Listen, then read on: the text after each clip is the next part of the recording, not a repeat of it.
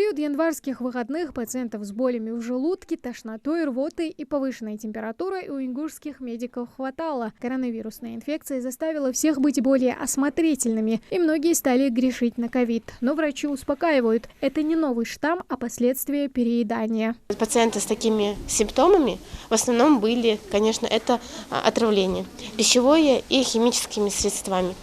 А так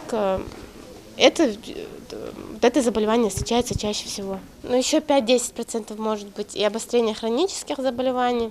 Впрочем, набор таких симптомов может свидетельствовать о ряде других заболеваний, будь то воспаление поджелудочной железы, желчного пузыря или банального пищевого отравления. Указанные симптомы могут проявляться, например, при обострении хронического панкреатита. Идут сильные опоясывающие боли в области эпигастрии, идет отвращение от еды, выраженная слабость, недомогание, потоотделение, нарушение стула. Врачи не рекомендуют ставить диагноз самостоятельно. Выявить реальную проблему плохого самочувствия может только доктор. Самому пациенту я бы рекомендовала не заниматься самолечением, а сразу же обратиться к терапевтам, так как поликлиника работает без выходных. В любое время участковые терапевты здесь на месте. И, наоборот, самолечение делает только хуже. И ничего из хорошего из этого не выходит. А врач назначит тактику лечения и сделает все как надо.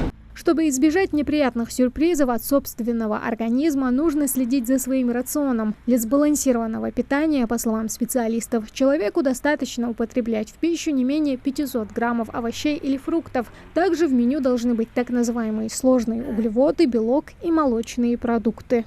Соблюдать диету, не налегать на острую жирную пищу, исключить мучное как можно меньше. Если есть желание, то лучше в первой половине дня, так как это вызывает очень большая нагрузка идет на желудок.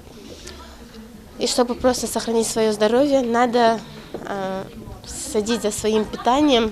Врачи рекомендуют держать руку на пульсе, быть внимательными к себе и в случае плохого самочувствия обращаться в больницу. Тамара Хашагульгова, Асхаб Белакиев, Новости 24.